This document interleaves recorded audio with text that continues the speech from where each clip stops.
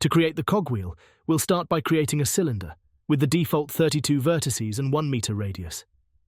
Depth is set to 0.25 meters. Since I'm working in front view, I'll rotate the cylinder 90 degrees about the x-axis. Next, I'll enter Edit mode and select the ring of edges around the cylinder. Now in the Select menu, I'll choose Checker select every other edge. I might try moving the selected edges, but this won't give us the result we're after. Next, I'll try scaling the edges, and this looks almost correct, but the edges are not only moving out, they are also getting longer, which we don't want.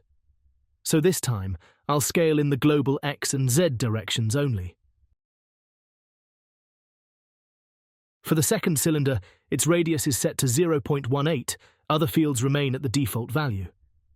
It just needs rotated and moved to position it correctly before applying smooth shading.